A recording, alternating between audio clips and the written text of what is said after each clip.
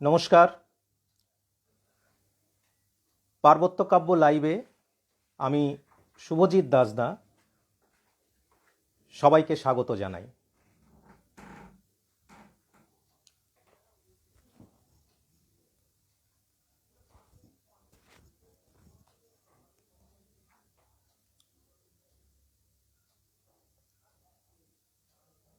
সবার আগে বলি, পার্বত্য কাব্যের সাধারণ সম্পাদক এবং প্রধান পরিচালক, প্রতিষ্ঠাতা পরিচালক রেজাউল করিম ভাই, প্রধান পরিচালক শিমলি চৌধুরী ম্যাডাম, এছাড়া নিলয়দা, আনুম হাজি মহাশয় সহ পরিচালন কমিটির সবাইকে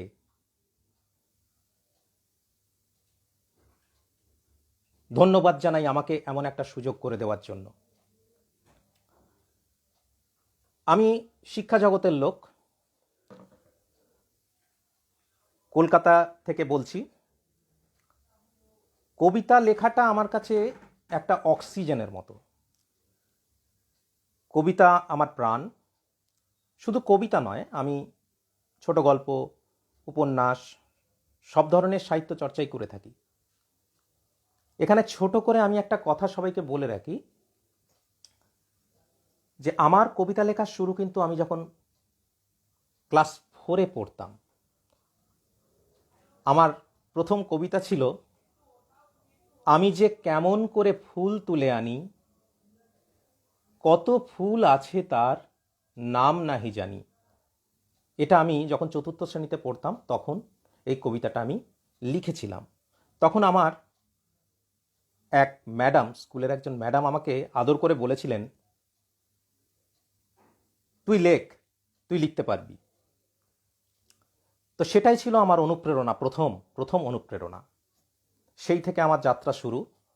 আজ 36 বছর ধরে আমি সাহিত্যের সেবা করে চলেছি এবং এই কবিতা, যেটা আমি বললাম অক্সিজেন, অন্যান্য সাহিত্য রচনার সঙ্গে সঙ্গে কবিতাটাকে আমি বেশি ভালোবাসি। তাই কবিতা লেখা আমার কাছে একটা সাধনা এবং এটা ছাড়া আমি বাঁচব না। কবিতা না লিখলে আমি থাকতে পারি না। তো যাই হোক, সবাইকে ধন্যবাদ জানাই, যারা আছেন, যারা পরে আসবেন, তাদের সবাইকে স্বাগত জানাই।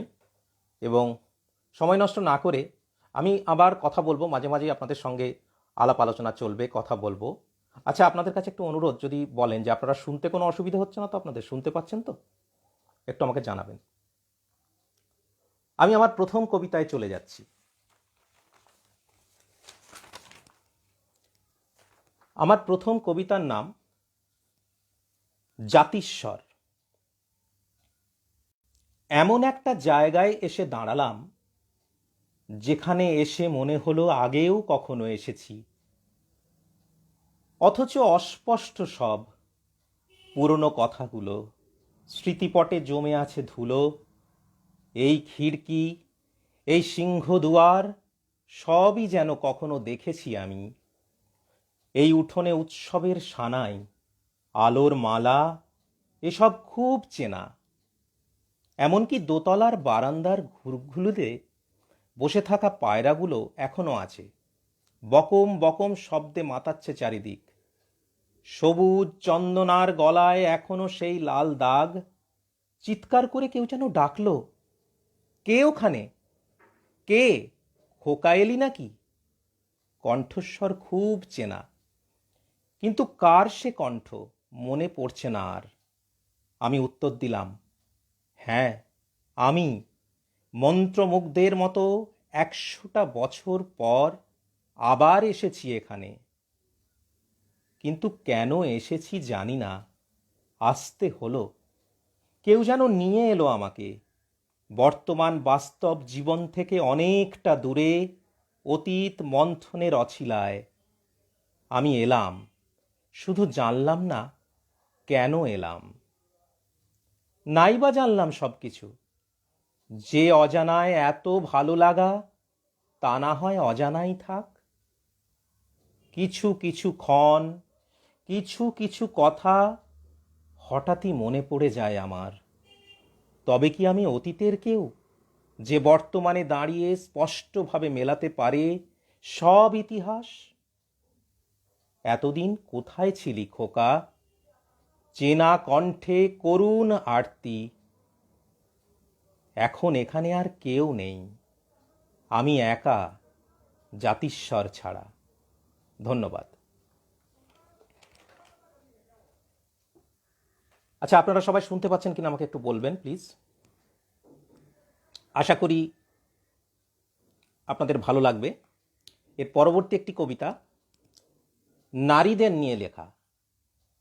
নারীদের নিয়ে লেখা নারী, কবিতার নাম নারী। নারী তুমি আছো বলেই আমি আজ পুরুষ। তুমি মা, সর্বংসহা।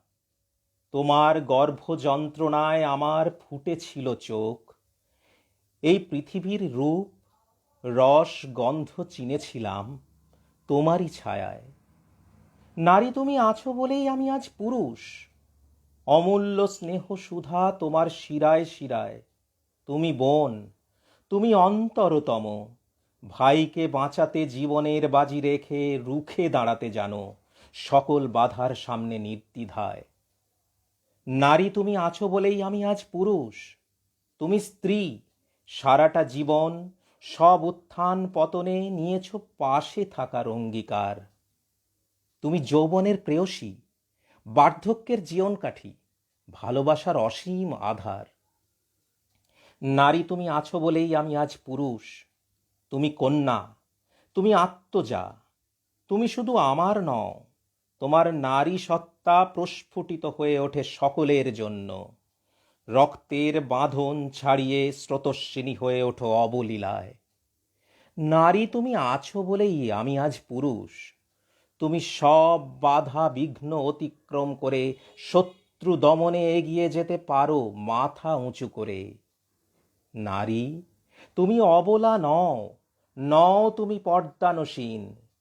তুমি বীরাঙ্গনা, কখনো মা, কখনো বোন, কখনো স্ত্রী, কখনো কন্যা। নারী তুমি আছো বলেই আমি আজ পুরুষ। না থাকলে এ পৃথিবী অস্তিত্বহীন, নিষ্প্রাণ, নিঃসঙ্গ, একলা। ধন্যবাদ জানাই আপনাদের। আচ্ছা, কেমন লাগছে একটু যদি বলেন আমার ভালো লাগবে। একটু আমাকে বলবেন আপনারা কেমন লাগছে।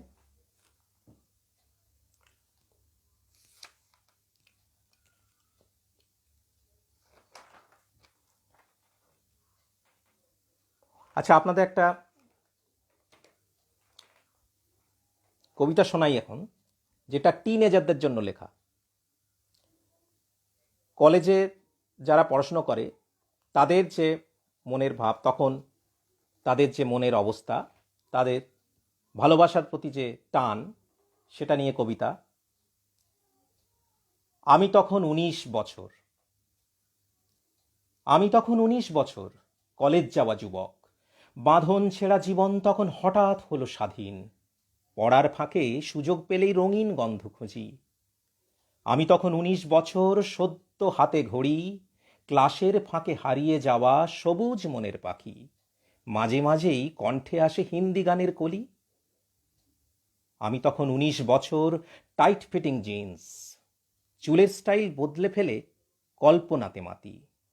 একটা দুটো গোলাপ কিনে মনের মানুষ খুঁজি। আমি তখন 19 বছর, স্বাধীন পথের পথিক। ম্যাটিনিতে হলের ভেতর অন্ধকারেই সুখী। চায়ের কাপে তুফান তুলে তাকাই ইতিউতি। আমি তখন 19 বছর, পাশের ক্লাসে উঁকি, ফার্স্ট বেঞ্চের সুন্দরীকে আড়াল থেকে দেখি।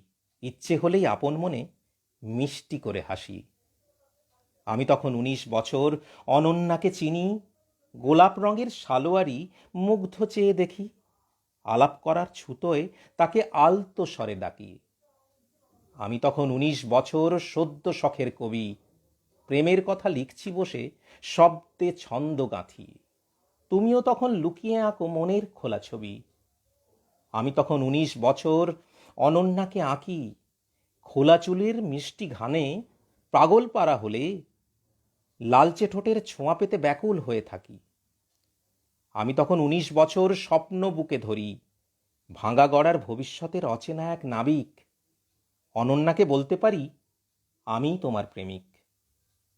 ধন্যবাদ জানাই।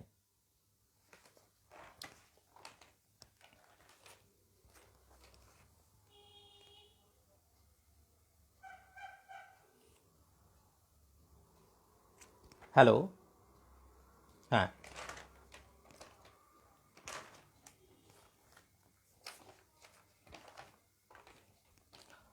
আমাদের জীবন থেকে ছেলেবেলাগুলো খুব তাড়াতাড়ি হারিয়ে যায়। আমরা ছেলেবেলা, যেটা আমাদের স্কুলবেলা বলি, সেই ছেলেবেলায় যদি আমরা ফিরে যেতে পারতাম, বা সেই সময় আমাদের মনের ভাব কেমন ছিল, আমরা কতটা নিষ্পাপ ছিলাম, কিভাবে ভাবতাম, কিভাবে দেখতাম জীবনটাকে, সেই নিয়ে আমার কবিতা, পেতাম যদি ছেলেবেলা। যদি একটা ছেলেবেলা আবার ফিরে পাই, প্রথমবারের জন্য স্কুলের জামা গায়ে, হাতে অ্যালুমিনিয়ামের বাক্স, তার মধ্যে স্লেট আর পেন্সিল, মায়ের হাত ধরে প্রথম হেঁটে যাওয়া অ আ ক খর দুনিয়ায়, কয়েক মুহূর্ত মাকে ছেড়ে থাকার মন খারাপ, চোখের কোণে জল, দিদিমণির স্নেহের আদর, আলতো হাতে চোখ মুছিয়ে দেওয়া। যদি একটা ছেলেবেলা আবার ফিরে পাই, স্কুলের থেকে ফিরে এসে মায়ের হাতে খাওয়া, বিকেলবেলা নীল আকাশের বন্ধু হতে চাওয়া, অনেক দূরে তাকিয়ে তখন অবুঝ স্বপ্ন দেখা, সন্ধেবেলা তারার দেশে হঠাৎ পৌঁছে যাওয়া, সন্ধ্যা তারার চোখের ভাষা সহজ বুঝে নেওয়া। যদি একটা ছেলেবেলা আবার ফিরে পাই, তখন বলবে বকে পড়তে বসো, সময় হলো এবার। আমি তখন অভিমানে বই খাতা আর পেন্সিল হাতে ঘরের কোণে বসে এক মনে যাই হারিয়ে নিজেই নাম না জানা দেশে। যদি একটা ছেলেবেলা আবার ফিরে পাই, যখন আমি একটু বড়, গেলাম বোর্ডিং স্কুলে, দুষ্টু মিষ্টি জীবন তখন ভীষণ ভালোবাসি, মা বাবাকে ছেড়েই থাকি একলা বিছানাতে, রাতের বেলা ঘুম আসে না, মায়ের কথা ভাবি, হঠাৎ যেন মায়ের হাতের স্পর্শের অনুভূতি, তারপর এক ঘুমের দেশে হারিয়ে যেতে যেতে রাতের আধার সরে গিয়ে আবার সকাল আসে।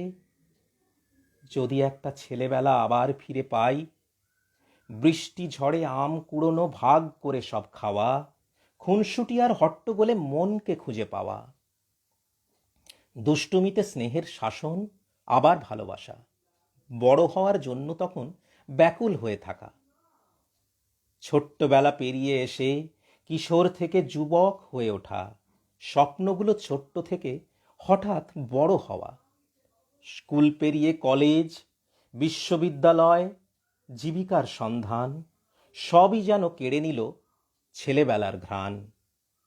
এখন আমি অনেক বড়, ছেলের মাঝেই খুঁজে বেড়াই আমার ছেলেবেলা। ওরা এখন পায় না আকাশ, সবুজ ঘাসের মেলা, ইট পাথরের জঙ্গলে আজ আম কুড়োনো মানা, শরৎকালের শিউলি কেমন কেউ জানে না ওরা। আজ আমাকে বিকেল হলে খেলার জন্য কেউ ডাকে না আর, কেউ বলে না কুলফি খাবি, ঘুরতে যাবি মেলার মাঠে, না পড়লেও কেউ বকে না আর। যদি একটা ছেলেবেলা আবার ফিরে পাই, যখন আমি দুষ্টু হব, নিষ্পাপ ওই মুখের মাঝে ছড়িয়ে দেব আলো, তখন যদি আমায় বলো চাও কি বড় হতে, বলবো আমি ভালোই আছি, আর হব না বড়। আজ আমাকে কেউ বকে না, কেউ বলে না সময় হলো এবার পড়তে বসো, ভাল লাগে না বড় হতে, ছেলেবেলাই ভালো। ধন্যবাদ জানাই।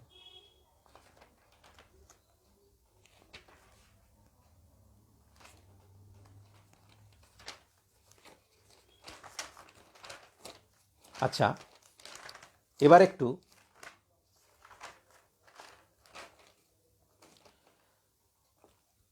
অন্য ধরনের একটা কবিতা। হঠাৎ হারিয়ে যাওয়া সম্পর্ক যদি আবার ফিরে আসে, হঠাৎ করে কোনো একটা জায়গায়, যে জায়গাতেই সেই বিচ্ছেদ ঘটেছিল, তাহলে আমাদের কেমন লাগবে? অপেক্ষার 25 বছর, 25 বছর পর তোমার সঙ্গে আবার দেখা, নির্জন এক রেল স্টেশনে, চারিদিক শুনশান, হাতে গোনা কয়েকজন ইতস্তত এদিক ওদিক ঘুরে বেড়াচ্ছে। শীতের রাত্রি, নিঝুম রেল স্টেশন। আমি আর আমার ফেলে আসা 25 বছর পাশাপাশি একই বেঞ্চে বসে আছি, অপেক্ষা করছি কখন আসবে ট্রেন। একবারের জন্য তুমি তাকালে আমার দিকে, আমিও মন্ত্রমুগ্ধের মতো তোমার দিকে চেয়ে দেখলাম, যেন খুব চেনা, খুব আপন। চোখ সরিয়ে নিলে তুমি, অপ্রস্তুত আমিও তখন। ভাবছি ঠিক চিনেছি, সেই 25 বছর আগে এমনই এক শীতের রাত, গন্তব্যও সেই এক। হঠাৎ উঠল সেই ঝড়, নিমেষের চারিদিক লণ্ডভণ্ড হয়ে গেল, সেই সঙ্গে সম্পর্কটাও। কেমন করে এসেছিল সেই ঝড়, তোমার মনে আছে আফরিন? বেশ বসেছিলাম আমরা দুজন, গল্পে মশগুল। দূরে কোথাও বাসা বাঁধার স্বপ্ন চোখে তখন। হঠাৎ কারা যেন ঝাঁপিয়ে পড়ল তোমার ওপর।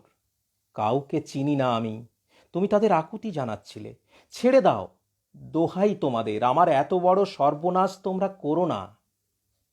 কেউ শোনেনি সেদিন।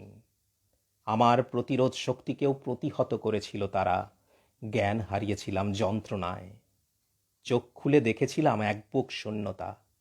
মন জুড়ে তোমার অস্তিত্ব, তবু তুমি নেই কোনোখানে। পার্বত্য স্রোত বয়ে গেছে অনেক, তোলপাড় হয়েছে নদী সমুদ্র, সুনামি হয়ে আছড়ে পড়েছে সমস্ত ব্যাকুলতা বুক জোড়া ক্ষতস্থানের ওপর। সময়ে ফিরে আসেনি, আসে না কখনো। মাঝখানে দীর্ঘ 25 বছর, আবার সেই রেল স্টেশন, আবার অপেক্ষার প্রহর। পার্থক্য শুধু তোমার চুলে রূপলি রেখা, চোখে মোটা ফ্রেমের চশমা। আমার বয়সও থাকেনি থেমে। বুঝতে পারছি তুমি ভালো নেই। অতীতে যেমন তোমার মুখ আয়না হয়ে জানান দিত তোমার দুঃখ, তোমার খুশি, আজও তেমনই সেই আয়নার মধ্য দিয়ে স্পষ্ট দেখতে পাচ্ছি তোমার লুকোনো কান্না। রুমালে ঘন ঘন চোখ মোছা। ভালো আছো আফরিন? প্রশ্নটা শুনে চোখে দিকে তাকালে তুমি। আমি মৃদু হাসলাম, বললাম, আমি জানি তুমি ভালো নেই আফরিন, ভালো থাকতে পারো না। তুমি বললে, কি হবে আর এসব শুনে? কেউ কি পারবে ফিরিয়ে দিতে সেই 25টা বছর? তুমিও তো ভালো নেই, তোমার মুখ স্পষ্ট বলছে সে কথা। আজ আর নাইবা ফেরালাম সেই অভিশপ্ত রাতের স্মৃতিটুকু। তাছাড়া আমি তো নষ্ট হয়ে গেছি। আমি বললাম, তুমি পবিত্র, পৃথিবীর কেউ তোমাকে নষ্ট করতে পারে না। বললাম, কোথায় যাবে তুমি? তুমি বললে, যদি বলি তোমার কাছে। অজান্তেই মনটা হলো আকাশ। হাত বাড়ালাম তোমার দিকে, বললাম, সব কিছু আবার নতুন করে শুরু করা যায় না? কিছুক্ষণ স্থির হয়ে বসেছিলে তুমি, তারপর নিস্তব্ধতা ভেঙে বললে, কেমন করে অনিমেষ? কোন মুখ নিয়ে তোমার কাছে দাঁড়াবো আবার? আমি বললাম, কিচ্ছু বলতে হবে না তোমায়। আমি জানি তুমিও এই 25টা বছর একলা জীবনে অনেক অপেক্ষার পল গুনেছ একান্তে। আজ এখান থেকেই শুরু হোক নতুন পথ চলা। চলো আমরা হেঁটে যাই ভবিষ্যতের দিকে, যেখানে থাকবে তুমি, আমি, আর আমাদের এক আকাশ ভালোবাসার অনুভূতি। আজ তো আর হারাবার কিছুই নেই। ট্রেন ঢুকলো স্টেশনে। আমার হাত ধরে তুমি আবার উঠে দাঁড়ালে আগামীর প্রতীক্ষায়। আফরিন আর অনিমেষের মাঝখানে যোগসূত্র হয়ে রইল ফেলে আসা 25 বছর। ধন্যবাদ। আশা করি আপনাদের কবিতাগুলো ভালো লাগছে। আমি চেষ্টা করছি যেগুলো আমার পছন্দের এবং বেছে রেখে দেখেছি যেগুলো আপনাদের ভালো লাগবে মনে হয়েছে, আমি সেই কবিতাগুলোই আবৃত্তি করছি। আপনারা সবাই ধৈর্য ধরে শুনছেন, সেই জন্য আপনাদেরকে অনেক ধন্যবাদ জানাই। আর আবারও বলছি, পার্বত্য কাব্যের পরিচালন সমিতির সবাইকে আমাকে এই সুযোগ করে দেওয়ার জন্য আন্তরিক ধন্যবাদ, আন্তরিক ধন্যবাদ।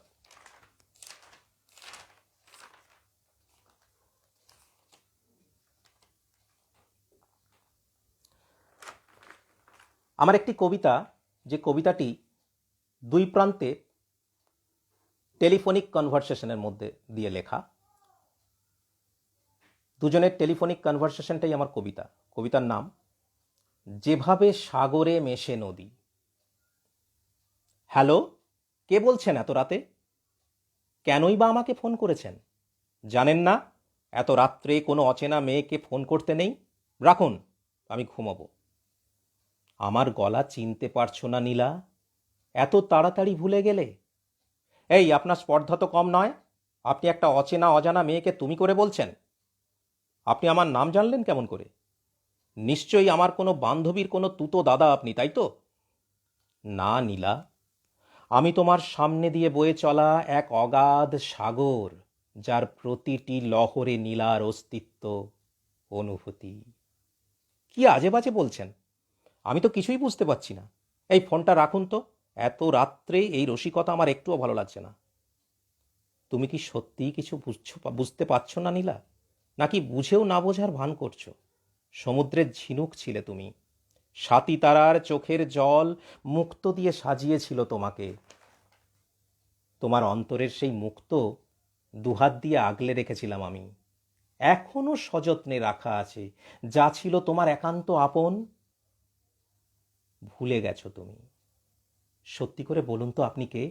কথাগুলো ভীষণ চেনা চেনা লাগছে। আমি তোমার অস্তরবি নীলা। দিনের শেষে পাখির ক্লান্ত ডানা ছুঁয়ে বয়ে যাওয়া মন খারাপিয়া হাওয়ায় মিলিয়ে থাকা মুহূর্ত, যখন তোমার স্বপ্ন মাখা চোখে আকাশের রং বদলে যেত নিমেষে, রক্তিম আলোর ছোঁয়ায় তোমার লজ্জা মাখা মুখ উন্মুখ হয়ে থাকতো আমার উষ্ণ ঠোঁটের অপেক্ষায়। এখনো চিনতে পারোনি আমাকে? পেরেছি সূর্য। এতদিন কোথায় ছিলে? আমি তো শুনেছিলাম তুমি অন্য কাউকে নিয়ে সংসারী হয়েছ। ভুল জানতে নীলা। সৌর্যর জীবনে নীলা ছাড়া কেউ নেই, কখনো থাকবে না, থাকতে পারে না। তাহলে হঠাৎ কোথায় হারিয়ে গেছিলে তুমি, কাউকে কিছু না বলে? সে অনেক কথা, পরে না হয় বলবো একদিন। এখন বলো, তুমি কেমন আছো? তোমার বর? ও সরি, আমি সত্যিই অসময়ে ফোন করে ফেলেছি। তুমি তো এখন তোমার ভালোবাসার মানুষের পাশেই আছো। আর তোমার সন্তান? সৌর্য, তুমি কি আমাকে কথা বলার কোনো সুযোগ দেবে, না নিজেই বলে যাবে? বলো নীলা, কি বলতে চাও? তুমি কি সত্যি আমাকে এতটা স্বার্থপর মনে করো সৌর্য? তুমি হঠাৎ করে স্বেচ্ছায় আমার জীবন থেকে হারিয়ে গেলে বলে আমিও তোমাকে আমার মন থেকে মুছে ফেলবো? ভাবলে কি করে? ছেলেরা বোধহয় এমনই হয়। বেশ তো, বলো নীলা, আমি জানতে চাই আমাকে বাদ দিয়ে তুমি কেমন আছো। অবান্তর প্রশ্ন। নদী কখনো সাগরকে ছেড়ে ছেড়ে ভালো থেকেছে সৌর্য? তুমি যদি সাগর হও, আমি তবে খরস্রোতা নদী। তবুও কখনো মোহনায় এসে মিলিনি দুজনে। তাহলে আজ কিভাবে আমার ভালো থাকা সম্ভব? তুমি বিয়ে করনি নীলা? না সূর্য, তুমি হারিয়ে যাবার পর আমি একটা স্কুলে চাকরি পাই। এখন একটা ছোট্ট ভাড়া বাড়িতেই আমার ছোট্ট সংসার, যেখানে আমি একা। আমার কিছু স্মৃতি আর তোমার কয়েকটা ছবি, যা আমি বুকের মধ্যে যত্ন করে সাজিয়ে রেখেছি। জানতে চাইবে না নীলা, কেন আমি হারিয়ে গেছিলাম? যদি বলতে না চাও, চাইবো না। তবে যদি বলো, তবে মন দিয়ে শুনবো। ঠিক আগের মতো, যখন তোমার সব প্রলাপ আমি ভালোবেসেছিলাম। আমি ভালো ছিলাম না নীলা। আমার একটা বড় অ্যাক্সিডেন্ট হয়েছিল। সেই অ্যাক্সিডেন্টে আমার একটা চোখ নষ্ট হয়ে যায়। আমার এই অভিশপ্ত জীবনের সঙ্গে তোমাকে জড়াতে চাইনি আমি। আমাকে এই বুঝেছিলে তুমি? তোমার এক চোখের দৃষ্টি হারিয়ে গেছে বলে তুমি আমাকে তোমার জীবন থেকে মুছে দিতে চেয়েছিলে। তুমি কিন্তু এবার সত্যিই আমাকে দুঃখ দিলে সৌর্য।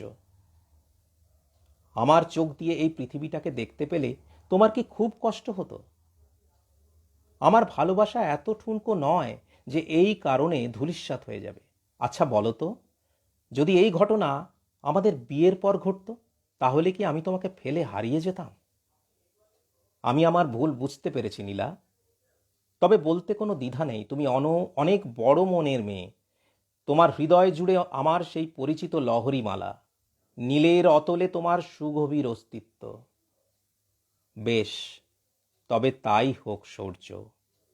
আমাদের গতিপথ আজও সেই একই দিকে এগিয়ে চলুক, যেখানে তোমার সাথে মিলেছিলাম কোনো এক অচেনা গোধূলি বেলায়। অনেক রাত হলো সূর্য, এবার শুয়ে পড়ো। কাল আমি ছুটি নেব, থাকবে আমার সঙ্গে সারাদিন। কতদিন তোমার সঙ্গে প্রাণ ভরে ঝগড়া করিনি। তাই হবে নীলা, তোমার উন্মুক্ত দুয়ারে আমি আসব দক্ষিণা বাতাস হয়ে। নদী এসে মিলে যাবে সাগরের সাথে। যতই খরস্রোতা হও না কেন, সাগরের বুকে শান্ত মেঘের মতো ঘুমিয়ে পড়বে আবার। ধন্যবাদ। আশা করি ভালো লেগেছে আপনাদের।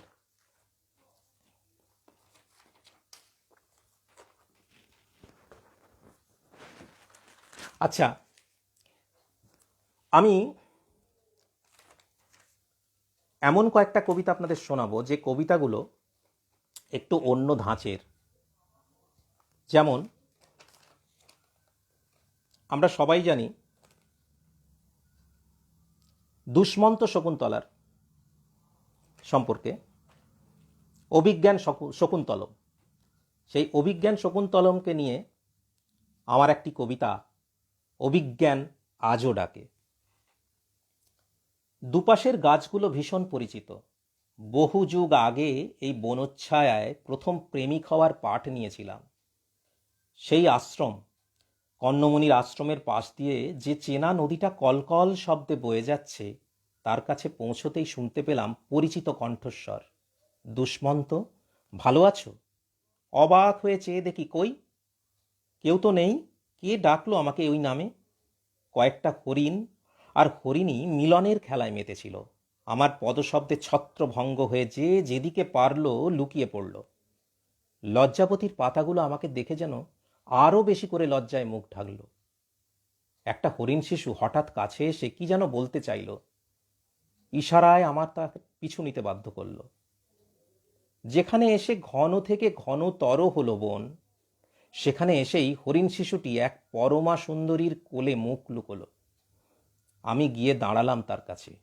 দেখলাম মেয়েটি তাকে মাতৃস্নেহে খাইয়ে দিচ্ছে। মুহূর্তের মধ্যেই ফিরে গেলাম অতীতে। ডাকলাম, শকুন্তলা। ডাক শুনে ঘাড় ঘুরিয়ে আমার দিকে তাকালো মেয়েটি। বলল, এতদিন কোথায় ছিলে? বললাম, দুর্বাসার কঠিন অভিশাপ থেকে মুক্ত হলাম আজ, তোমার কাছে ফিরে এলাম তাই। এক মুখ খুশি নিয়ে শকুন্তলা তার হাতের অভিজ্ঞানের দিকে তাকালো। কয়েক ফোঁটা অশ্রু গড়িয়ে পড়ল নিঃশব্দে। আমারও মনে পড়ে যাচ্ছে সব। শকুন্তলার হাত ধরে টেনে নিলাম বুকের মাঝে। বললাম, তোমার সখী অনসূয়ার প্রিয়ঙ্গদা কোথায়? কপট অভিমানে সে বলল, এতকাল পর আমার কাছে ফিরে এসে এখন ওদের কথা জানতে চাইছো? বলবো না, যাও। আরও নিবিড় করে আঁকড়ে ধরলাম শকুন্তলাকে। বিস্তীর্ণ বনাঞ্চল সমস্বরে বলে উঠল, দুষ্মন্ত আজও ফেরে অভিজ্ঞানের হাত ধরে। ধন্যবাদ জানাই।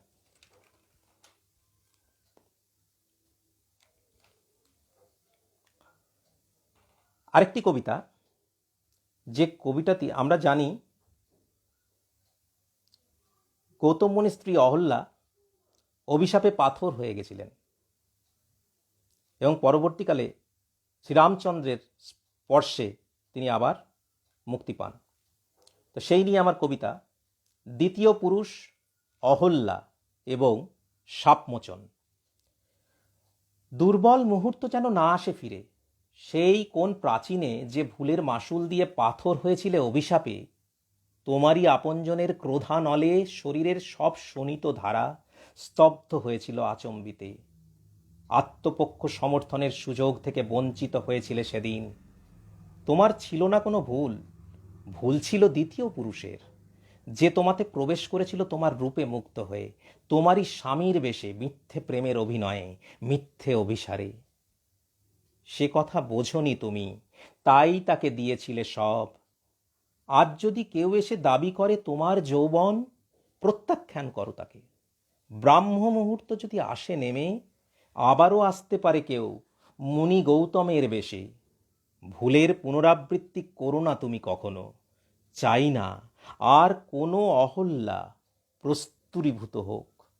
তোমার সাপ মুক্তির দায়িত্ব এ যুগের কেউ নিতে রাজি নয়। ধন্যবাদ। আচ্ছা, ভালো লাগছে তো আপনাদের? আমি কিন্তু চেষ্টা করছি যাতে আপনাদের ভালো লাগে এবং আবৃত্তি করার চেষ্টা করছি সেভাবেই। জানি না কেমন হচ্ছে, আপনারাই বলতে পারবেন।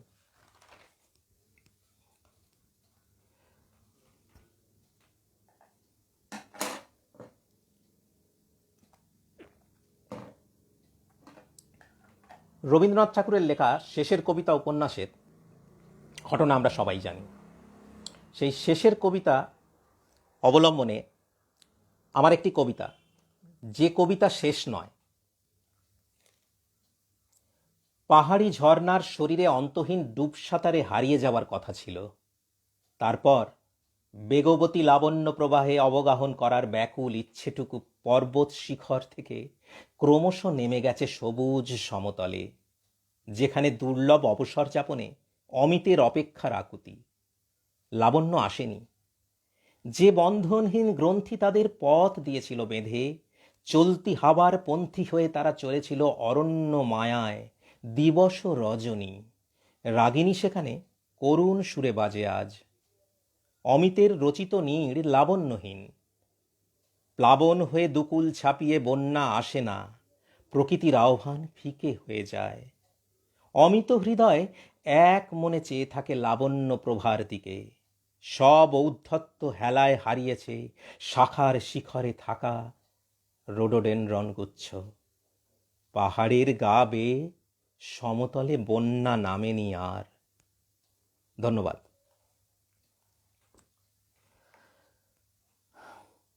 আপনাদের সবাইকে আবারও ধন্যবাদ জানাই ধৈর্য ধরে আমার আবৃত্তি শোনার জন্য, এবং এটা আমার কাছে একটা পরম সৌভাগ্য।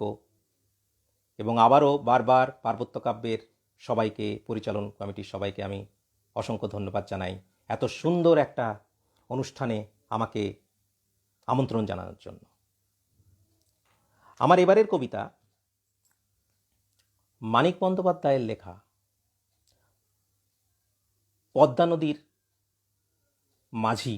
আমরা সবাই জানি সেই পদ্মা নদীর মাঝি অবলম্বনে আমার কবিতার নাম অশ্রুমোচনে সমব্যথী পদ্মা। ঝাপসা দৃষ্টি নিয়ে রাতের রূপসী পদ্মার দিকে এক মনে চেয়ে আছে কুবের মাঝি। ইলিশের ভরা মরশুমে গর্ভবতী পদ্মার জলকথন শোনা যাচ্ছে গভীর নির্জনতায়। চিৎকার করে বলতে চাইছে তার মন, হেই তরা ওই মাইজখানটায় জাইল ফেলগা, মুইঠা মুইঠা ইলসা উঠব। সেই কুবের মাঝি, যার এক কথায় জেলেকুল ঝড় ঝঞ্ঝা মাথায় নিয়ে রাতের পর রাত জেগে থাকতো পদ্মা নদীর বুকে টিম টিম করে জ্বলে থাকা লণ্ঠনের আলোয়। প্রতিবন্ধী স্ত্রী মালার ছোট বোন কপিলার সঙ্গে তার মনোদৈহিক সম্পর্কের রসায়ন লিপিবদ্ধ হয়েছিল এখানেই। কেতুপুরের মেছো ঘ্রাণ, পদ্মার শরীর ছোঁয়া, সোহাগী হাওয়ার নিটল স্পর্শ আজও তার শিরায় শিরায়। অসুস্থ কপিলার সাথে কিছু অন্তিম মুহূর্ত যাপনের স্মৃতি মেদুরতায় আচ্ছন্ন নিঝুম ময়নাদ্বীপ। ভূমিহীন কুবেরের এখানেই দিনাতিপাত। তবু মন পড়ে আছে কেতুপুরের ধুলোমাখা পথের ধারে গণেশ, ধনঞ্জয়, হোসেন মিয়া, আমিনউদ্দিন, মালা, রাসু, একে একে সবাই অতীত। জীবনের অকাল ঘূর্ণাবর্তে এলোমেলো সব। সন্ধ্যার পদ্মাকে সে চোখে হারায়, মানস চক্ষে দেখতে পায় তার সুগভীর গর্ভপথ। ময়নাদ্বীপের উদ্দেশ্যে যেদিন তাকে পাড়ি দিতে হয়েছিল নারীর টান ছিন্ন করে, সেদিনের যুবতী কপিলার হৃদয় মথিত আকুতির কথা মনে পড়ে তার। আমারে নিবা মাঝি লগে, কুবের বলেছিল, হ কপিলা চলুক সঙ্গে। কেতুপুরের মাটির ঘ্রাণ, পদ্মার নিশুতি রাত সবই আছে আজও, শুধু সেদিনের সেই কুবের মাঝির ঝাপসা চোখের কোন বেয়ে গোপনে ঝরে পড়া অশ্রুবিন্দুগুলো নজরে আসে না। পদ্মার জোয়ার ভাটার সঙ্গে তাল মেলাতে মেলাতে হারিয়ে যায়, পারে না। বিনিদ্র রাতের অবচেতনে আব ছায়া হয়ে যায় বিচ্ছিন্ন অতীত, অশ্রুমোচনে সমব্যথী হয়ে থাকে পদ্মাও। ধন্যবাদ জানাই।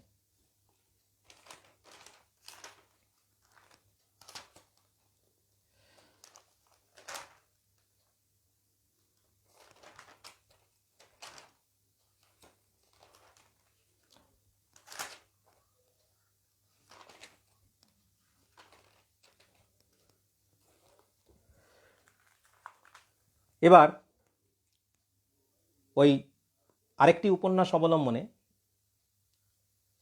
আমরা নৌকাডুবি উপন্যাসের কথা জানি, তাই নিয়ে আমার আরেকটি কবিতা, নৌকাডুবির পরে। প্রলয় এসেছিল অযাচিতভাবে, ঝঞ্ঝায় এলোমেলো দুর্গম নদীগর্ভে হারিয়েছে দিশা, তরণী নিমজ্জিত, দেখেনি নববধূর মুখ অভিমানে, নিরিবিলি বালুচরে বধূবেশী পরনারী একাকিনী, আশ্রয় দিয়েছি যাকে সে নয় আমার কেউ, সলিল সমাধি এড়িয়ে জীবিত দুজন, আর যারা ছিল সহযাত্রী কেউ নেই ইহলোকে, শুধু আছি নিরালায় নদী তীরে আমি আর অসহায় এক বালিকা বধূ। লাজুক নয়নে ধরেছি তার হাত, জেনেছি নিয়তির লেখা লিপি ছিল এই, সুশীলা বলে জেনেছি যাকে সে তো নদীগর্ভে বিলীন, বালুচরে যে আমার বক্ষলগ্না কমলা নাম তার। নলিনাক্ষের সাথে বিবাহ বন্ধনে আবদ্ধ হয়েছিল যে সে আজ একাকিনী, সর্বহারা, কেমন করে ফেলে যাই তাকে এই দুর্গম পৃথিবীতে। কমলাকে অবলম্বন করেই এগিয়েছি বন্ধুর জীবনের পথে, প্রতি মুহূর্তে ভেবেছি কোথায় গেলে পাবো নলিনাক্ষকে, কবে আসবে সেই শুভদিন যেদিন কমলাকে তুলে দিতে পারবো তার হাতে। দুজনেই হেঁটে চলেছি মিথ্যে দাম্পত্যের বন্ধনে, অনির্দিষ্ট ভবিতব্যের দিকে, কোথায় পাবো তাকে। নৌকাডুবির সেই রাতে কোন অজানায় হারিয়েছে কমলার নিয়তি, অনেক খুঁজেছি, পশ্চিমের দিকে চলেছি নিরুদ্দেশে, কমলাকে আগলে রাখার কঠিন দায়িত্ব নিয়ে। নলিনাক্ষ যদি মেলে সেই পথের কোথাও কোনোখানে, কমলার সঙ্গে কাটানো অমূল্য কিছু সময় মণিকোঠায় ধরে রাখবো চিরকাল, তবু সে অন্য কারো, তাই চলা অবিরাম। অবশেষে পেয়েছি খুঁজে কমলার প্রকৃত আশ্রয়, তারই হাতে সমর্পণ করেছি কমলাকে, মুক্ত হয়েছি আমি। হেমের হৃদয় জুড়ে যে ঢেউ আছড়ে পড়েছিল আমার নামে, তারই সাথে মিলেছি অবশেষে। কমলার হাত ছেড়ে আঁকড়ে ধরেছি হেম নলিনীর ব্যাকুল দুটি হাত। জীবন পরীক্ষা নিয়েছে অনেক, নদীর বুকে কাটানো সেই অভিশপ্ত রাত, নির্জন বালুচর, একাকিনী কমলার সান্নিধ্য অকারণে ঋণী করেছে আমাকে। সেই ঋণ শোধ করেছি নলিনাক্ষের তৃষিত বক্ষে কমলাকে সঁপে দিয়ে। হেমনলিনীর উতল ভালোবাসার তলঙ্গমালায় আরও একবার ডুবেছি স্বেচ্ছায়। রমেশ আর হেম মিলেছে দুটি স্রোত হয়ে একই বুকে। ঝড়ঝঞ্ঝা থেমে গেছে সব, হেমের কোলে মাথা রেখে শুয়ে আছি আমি। খোলা আকাশের মাঝে উদার চাঁদের সাজানো বাসরে ফিরে দেখি অলঙ্কৃত রাত। সেই নদী তীর, কমলা অতীত, হেম বর্তমান, নাওখানি স্রোতের অনুকূলে ছন্দ খুঁজে পায়। অনেক ধন্যবাদ। এক ধরনের কবিতা অনেকগুলো হলো, এবার একটু ফিরে যাই ভিন্ন স্বাদের কবিতায়।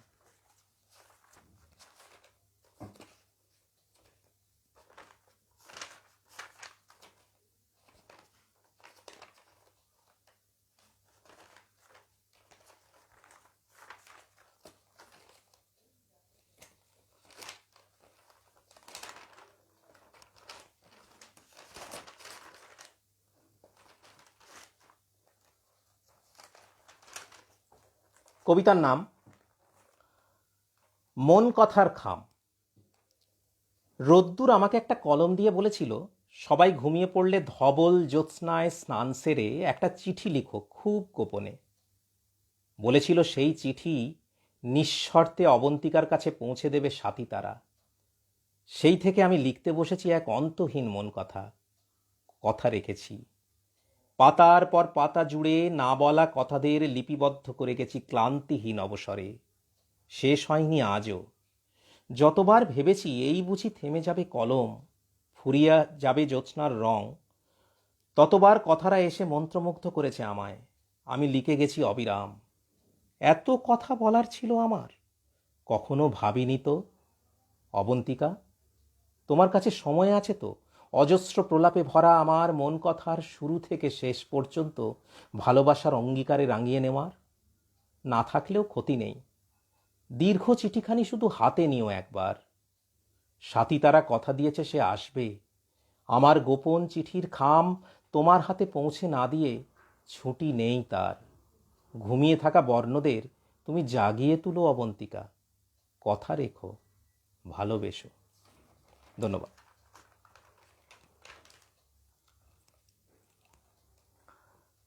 আচ্ছা, ডিজিটাল প্রেম, অর্থাৎ ডিজিটাল প্রেম কিন্তু এখন খুব পপুলার। তো প্রেম ডিজিটালি কি করে হয় সেটা নিয়ে আমার একটি অন্য ধরনের, অন্য স্বাদের একটি কবিতা। প্রোফাইলের নাম মেঘলা বিকেল। বোনের ফ্রেন্ড লিস্টে একটা নাম দেখেছিলাম, মেঘলা বিকেল।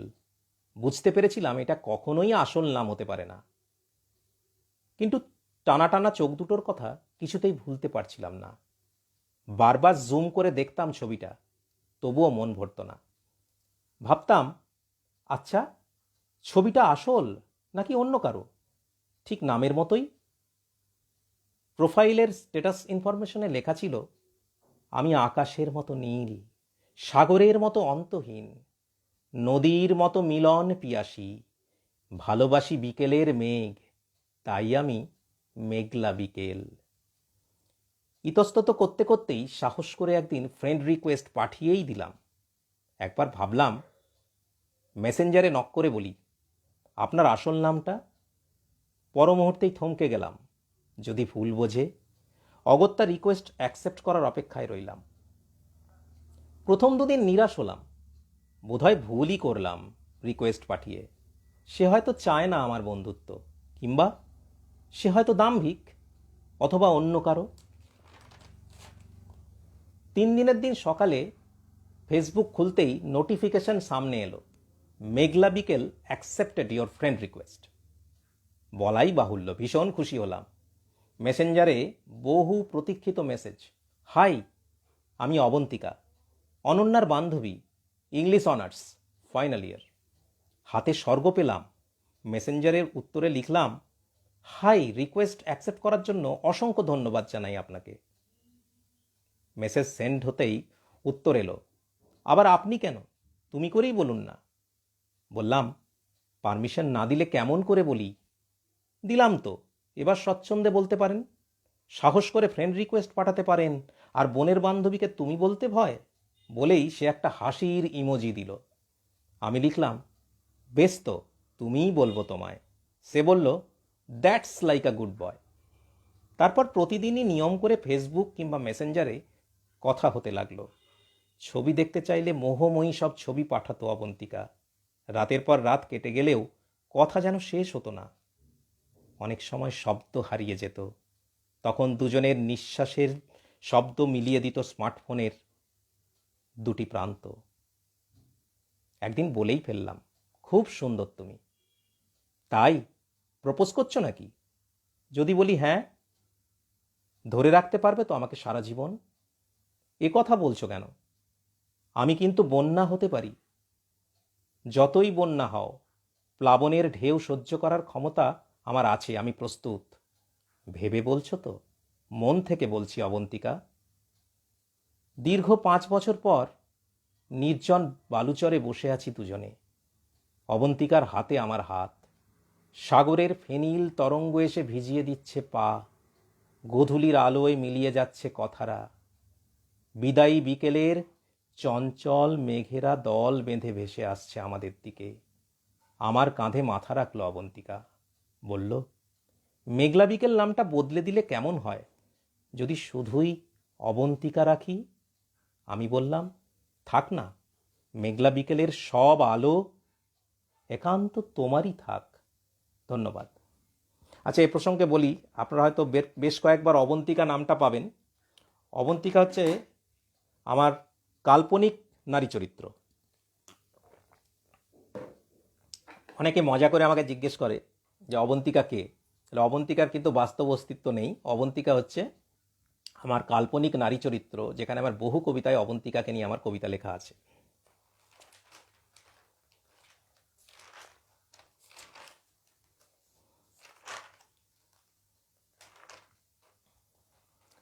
আরেকটি কবিতা, উদাসী হাওয়ার পাতায়। তন্নি নদীটা একদিন স্বপ্নে বলেছিল, একলা এসো আমার কাছে, কথা আছে, অনেক কথা। ভেবেছিলাম স্বপ্ন বোধহয় শুধুই স্বপ্ন, তাই এড়িয়ে গিয়েছিলাম সেই আহ্বান। কানে কানে সুর বেজেছিল, মাদল, সানাই, জলতরঙ্গ, এমনকি বাঁশিরও। একদিন হঠাৎ চলে এলাম মনের টানে দিন শেষের এক কোমল মায়ায়।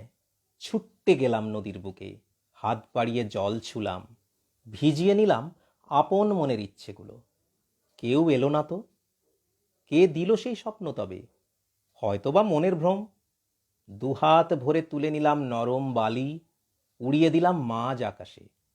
ঠিক তখনই তন্নি এলো জল সরিয়ে, আজানুলম্বিত কেশরাশি হাওয়ায় মেলালো হাত। চোখের কোণে অবাক জলরাশি। না না, এ জল অশ্রু নয়, মুক্ত রাশি, স্বপ্নময়।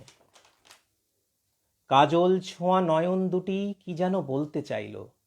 উঠে দাঁড়ালাম আমি। লাল পেড়ে জামদানি আর অঙ্গ জোড়া শুভ্রতা নিয়ে এগিয়ে এলো সেই তন্নি। বলল, এত দেরি? অনেক আগেই তো আসার কথা ছিল তোমার। এত দিন অপেক্ষায় রাখলে আমায়। বিশ্বাস হয়নি বুঝি? রাঙা হাসি কাড়ল হৃদয়। বললাম, না, ঠিক তা নয়। থাক, বুঝেছি, কথা আছে। আমার দিকে তাকিয়ে দেখো।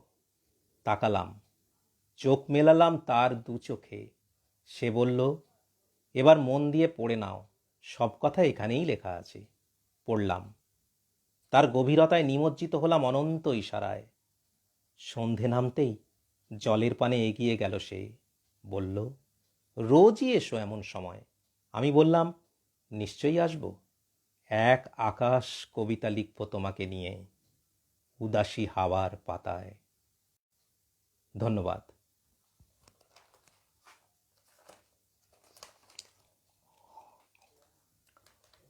আমি কিছু কবিতা ইদানিং রাবীন্দ্রিক ছন্দে লেখার একটা চেষ্টা করছি। মানে আধুনিক কবিতা তো হলো, কিছু রাবীন্দ্রিক ছন্দ, সেই রাবীন্দ্রিক ছন্দের কবিতা একটি আপনাদের পাঠ করে শোনাই। কবিতার নাম হচ্ছে অধর লিপি। এত কাছে ভালোবেসে আসিয়াছে মন, চোখে চোখে নদী বয় দেখি অনুক্ষণ। অধরে অধর রাখি করে যাই পান, দোহে মিলি শুনি আজি সুখী কলতান। তরঙ্গে মিলিয়া যায় গাঁথা মালাখানি, তারই তরে লিখি আমি মৌন এ বাণী। দেহ দুটি একাকার অসীমের টানে, স্বরলিপি রচিতায় সুর বাঁধি গানে। বুঝে নিও ভাষা মোর বাসর শয়নে, নিশি প্রায় বয়ে যায় কুসুম চয়নে। অধরের লিপিখানি লিখেছি তোমারই তরে, পড়ে নিও তাই তুমি মিলনের পরে। মধুরে মিলন ক্ষণ ভাসে অনুরাগে, জোয়ারের গান শুনে মন দুটি জাগে। ধন্যবাদ।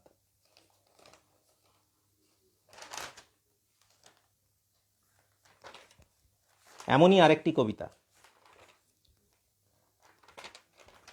রাবীন্দ্রিক ছন্দে,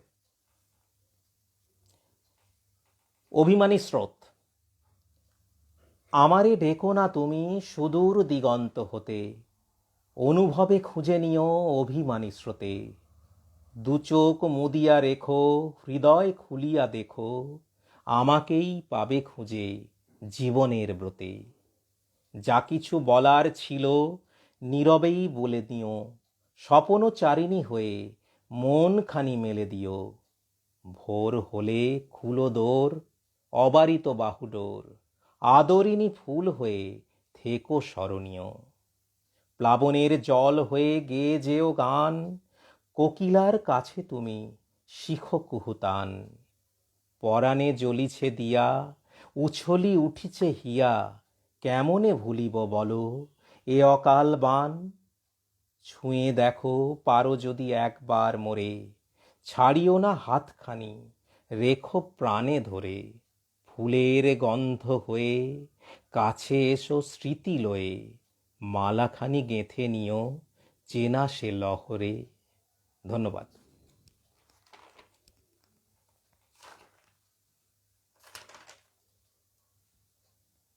এই কবিতাটি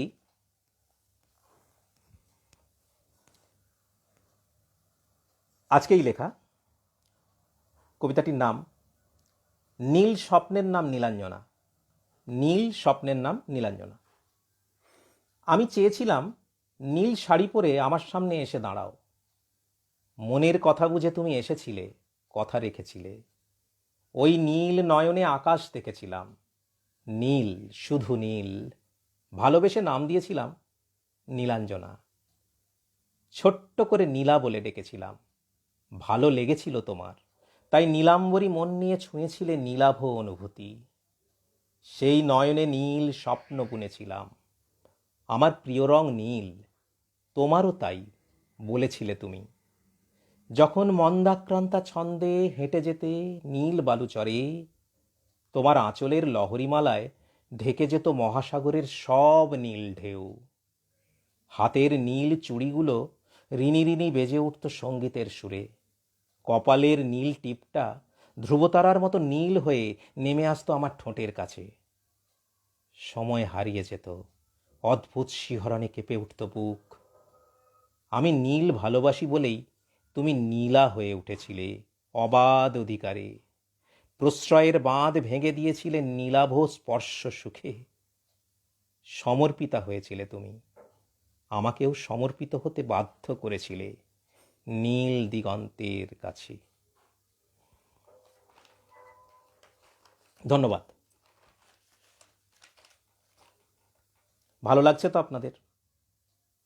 আমি কিন্তু আমার যথাসাধ্য চেষ্টা করছি আপনাদের ভালো ভালো কবিতা শোনানোর। আশা করি আপনারা শুনে আপনাদের খুব ভালো লাগছে। আরও একটি কবিতা, অসম্পূর্ণ কবিতা। লাল গোলাপ আজও ফোটে, একটু বড় বড় হলেই তুলে রাখি ফুলদানিতে।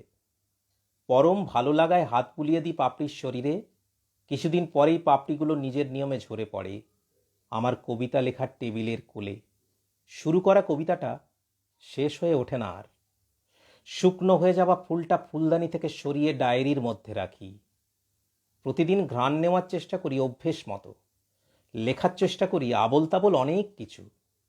কথারা হারিয়ে যায়, দিশেহারা হয়ে পড়ে আমার বর্ণমালা। অসম্পূর্ণ পংক্তিগুলো শুকনো গোলাপের গায়ে ঝিমিয়ে পড়ে নিবিড় শান্তির খোঁজে। বাগানের ফুলগুলো অপেক্ষায় থাকে, অপেক্ষায় থাকে আমার কলমও। ফুল বদলে যায়, ফুলদানিটা বদলায় না কখনো।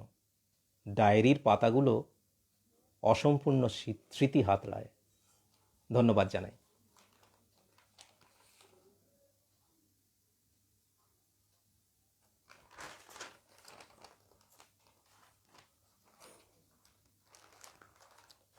আরেকটি প্রেমের কবিতা, প্রথম জোয়ার। তখন বিকেলের কমলা রোদ এসে পড়েছিল আলপনা হয়ে। নিষ্পাপ মুখের দিকে প্রথমবার তাকিয়েছিলাম অনাবিল মুগ্ধতা নিয়ে। তুমি তখন অষ্টাদশী, আমিও ছিলাম সদ্য যুবক। শাড়ির রংটা ভীষণ টানছিল আমাকে। দুষ্টু হাওয়ায় দুলে উঠছিল সবুজ ঘাসের দল। তীর তীর করে কাঁপছিল তোমার পাতলা ঠোঁট। প্রশ্ন করেছিলাম প্রকৃতিকে, আমার সামনে যে মেয়েটি দাঁড়িয়ে আছে সে কি আদৌ মানবী? হঠাৎ কয়েক টুকরো কালো মেঘ ভেসে এলো ঠিক তখনই। ঝিরঝিরে বৃষ্টির অলৌকিক ফোঁটাগুলো তোমার ভেজা ওষ্ঠ বেয়ে ঝরে পড়ল পাহাড়ি উপত্যকায়। এক পা দুপা করে এগিয়ে গেলাম। যেতেই বৃষ্টি নিল ছুটি। পড়ন্ত আলোর ছোঁয়ায় নেচে উঠল মন। কাঁপা কাঁপা গলায় জিজ্ঞেস করলাম, কে তুমি? তুমি বললে, আমার নাম তো তোমার অজানা নয়। অবাক হলাম, বললাম, তা কি করে হয়? কেমন করে জানবো আমি তোমার নাম? মৃদু হাসি ফুটে উঠল তোমার মুখে। বললে, খুব ভালোবাসো আমাকে, তাই না? কিছুক্ষণ নীরব থাকলাম। তারপর বললাম, বাসি তো, বিশ্বাস করো, এই মুহূর্ত থেকেই উদ্দাম জলপ্রপাতের মতো সব কিছু তছনছ করে ভালোবাসতে চাই তোমাকে। তুমিও এগিয়ে এলে, বললে, আমার পরনের শাড়ির রংটা চেনো? জল তরঙ্গের মতো মিষ্টি সুরে কথা বলছিলে তুমি। উত্তরে বললাম, ফিরোজা, আমার খুব পছন্দের রং। আমার হাত দুটো ধরে ওষ্ঠে ছোঁয়ালে নিজের, বললে, ঠিক বলেছ, আমি তোমারই, শুধু তোমারই ফিরোজা। আকাশের কোলে ফুটে উঠল কোজাগরীর চাঁদ। চপলা নদীর মতো ভরা জোয়ারে ভাসলে তুমি, ভাসালে আমাকেও। ধন্যবাদ জানাই।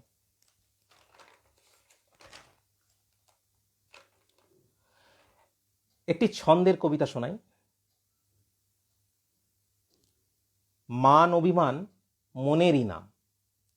ও চাঁদ, তুমি ভুল বুঝো না, আমি একটু না হয় অভিমানী। চোখ মেলে চাও আমার পানে, সূর্য ডোবার খানিক পরে জ্যোৎস্না রঙে রাঙিয়ে নিও নিকিয়ে নেওয়া অধরখানি। জড়িয়ে নেব তোমার আঁচল, রইব চেয়ে ঠিক অপলক। বুকের মাঝে কথার মালায় উঠবে লহর ছলক ছলক। মান ভাঙিয়ে রাখবো ধরে, আর দেব না হারিয়ে যেতে। আসুক জোয়ার, উঠুক প্লাবন, অসীম হব তোমায় পেতে। মান অভিমান মনেরই নাম, রাখবো লিখে সকল তারিখ। যখন তোমার ভাবুক চোখে মুক্ত হয়ে ভাসবে শিশির, তখন আমি ভিজবো হাওয়ায়, আকাশ হবে আলংকারিক। ধন্যবাদ।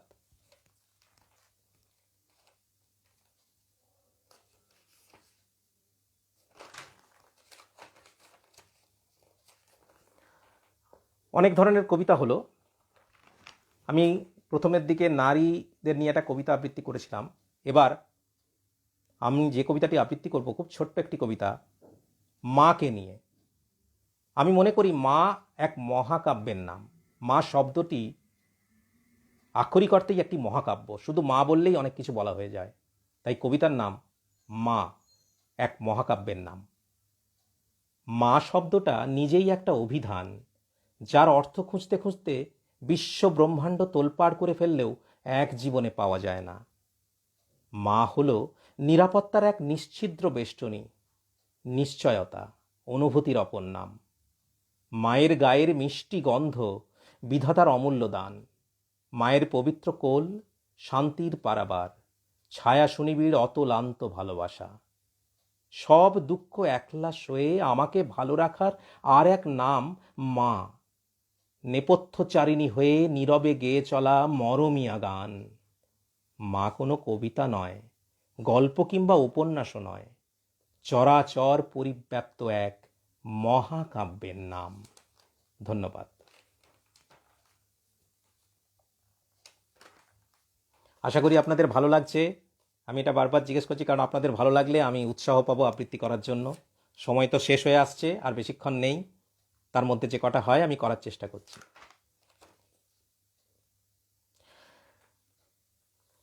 আমাদের সবার ভালোবাসার অভিনেতা সৌমিত্র চট্টোপাধ্যায়ের জীবনাবসান কয়েক মাস আগে হয়েছে, আমরা জানি। তাকে নিয়ে আমি একটা কবিতা লিখেছিলাম, অনন্ত নিদ্রার ছাড়পত্র। সেটা আপনাদের আবৃত্তি করে শোনাচ্ছি। শেষ দৃশ্য অভিনীত হলো আজ। প্রেক্ষাগৃহের বাইরে ভিড় করে আছে সবাই। রেশটুকু ধরে আছি, ধরে থাকবো চিরকাল। দীর্ঘতম ঘুমে শায়িত জীবন চিরন্তর শান্তির সাম্পানে ভেসে চলেছে দূরে। শিয়রে রাখা আছে অনন্ত নিদ্রার ছাড়পত্র। গন্তব্য বদলে গেছে, বদলাতে হয়। মানুষ থেকে আত্মার রূপান্তর জানিয়ে দেয়, যেতে হয় একদিন। ছন্দপতনে রয়ে যায় স্মৃতি মেদুরতা। জীবন অতিথি হয়ে আসে, মৃত্যুর নাম ধরে সেই একদিন চলে যায় নিঃশব্দ চরণে। অজান্তেই দৃশ্যান্তরেই বদলে যায় নশ্বর ঠিকানা। স্মৃতিটুকু থেকে যায় বেলা শেষ হলে। ধন্যবাদ।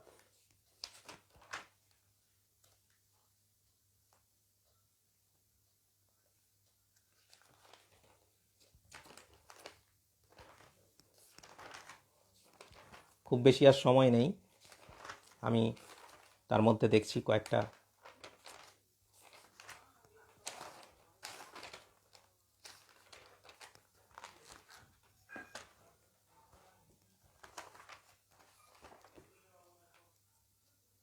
একটি কবিতা।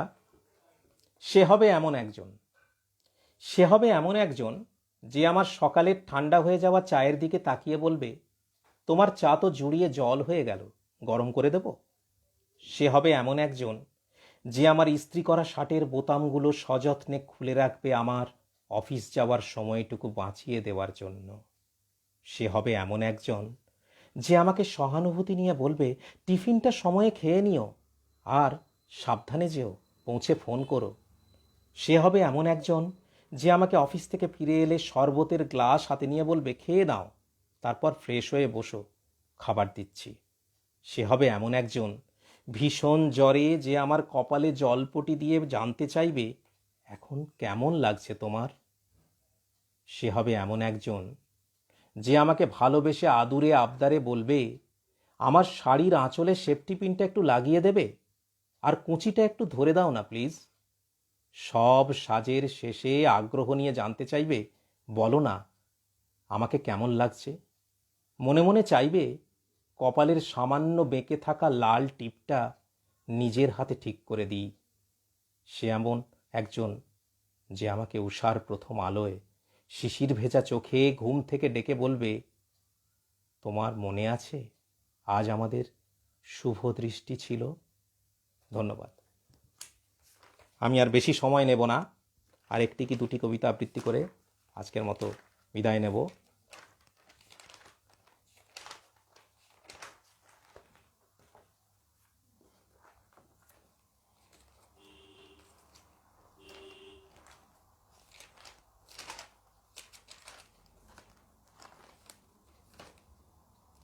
আমি ঈশ্বরকে দেখিনি। বিজ্ঞাপনের হোর্ডিংয়ের মোহিনী মুখ দেখে কবিতা লিখব বলে যেই কলম ছুঁয়েছি, ধুলোমাখা রাজপথ সামনে এসে দাঁড়ালো। শীর্ণ হাতে জামার কোনাটা ধরে বলল, দুটো টাকা দাও না, ভাত খাবো।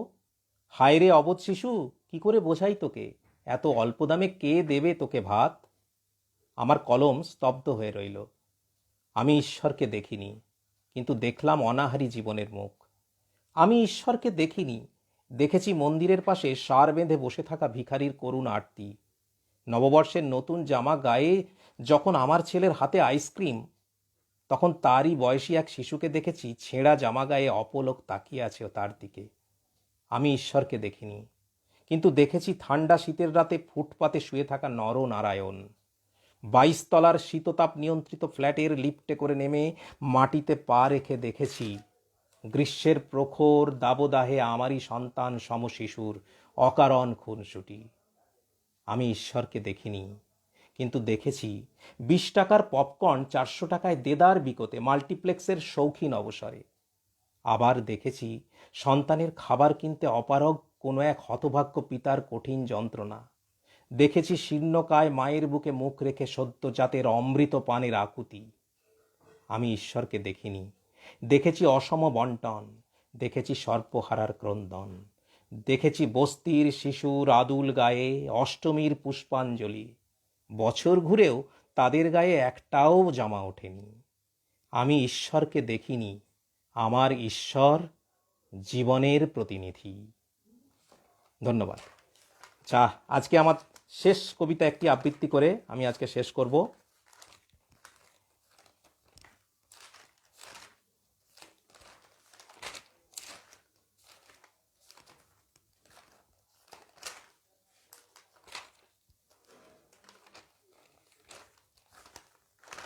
শেষ কবিতা।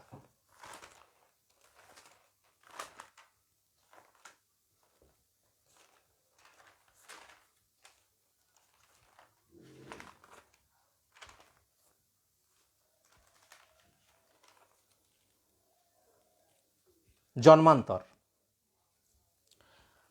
কাছে গেলেই পূর্বজন্মের কিশোরী মেয়েটি এ জন্মেও যুবতী হয়ে ওঠে।